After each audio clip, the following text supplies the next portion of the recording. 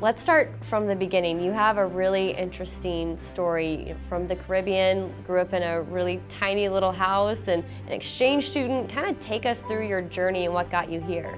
When I look back in hindsight, I see God in everything, from where I came from to where I am. From the Caribbean, a small island called St. Vincent and the Grenadines. And my mom has 6 kids, and we grew up in a 2-room house that was separated by a curtain. And there was 2 beds for all of us. I was given the opportunity to come to America when I was 15 to play basketball. I didn't really care much about basketball. Actually, I hated watching it when I was a kid. Got to Baylor in my junior year, played and worked and won a national championship. Like, what? Who does that? Of course. You know? And got the MVP in the NCAA tournament. And then that's when my eyes opened up to the WNBA, because again, it wasn't a dream of mine, like, oh my gosh, I want to play in the WNBA. My senior year comes around, I'm supposed to be drafted number 3 and end up going number 4 to San Antonio. The opportunities, the adventures that I've had, the stories, the blessings, the people, I wouldn't trade it for nothing else. Reflecting back, I mean, it has been 10 years and teammates become family almost, and coaches. And what is it that you've learned through these past 10 years being here with the Stars? And what is it that, what's that bond like with your teammates? I feel like teammates are, people that you get to know and, like you said, form a connection with, and you feel like you've known them for a long time.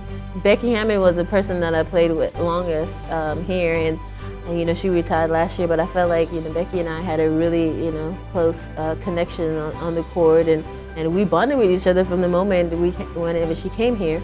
And so they become your family, because as a professional athlete, your basketball team is your family. What's been one of your favorite memories here in San Antonio? For basketball, obviously the most, memorable moment was, hitting that shot in 2008 and, against LA. From a fan standpoint, I feel like Bertha, Carmen, and Aleka, they are my section leaders, and they have been my section leaders from the moment I got here. And I know in every game you hear the crowd yelling, "We love you, Sophia!" And that's them, chanting the crowd to do that. To be able to know that you have that support from the fans, that from the very beginning, I think that's pretty special. But I remember one thing that Coach Hughes told me when I was a rookie. I used to be a person that held on to things a lot, and it would carry over into the next game. And so he just pulled me aside and he was like, "This is WNBA. You don't have time to think about stuff. You have to move on to the next thing. If a game ends, you did bad, let it go, move on." At the start of this season, you already knew that this was going to be your last season. What was it that influenced you to retire for the season? Coming into the WNBA, I never even imagined that I would be here for 10 years. And I made a promise to myself that if I'm here when I'm 30, I'll retire by 30. I'm 31. So I'm super blessed to be able to be a year extra than what I initially planned. And what is it that you'll miss the most about being a part of this team? I think the locker room.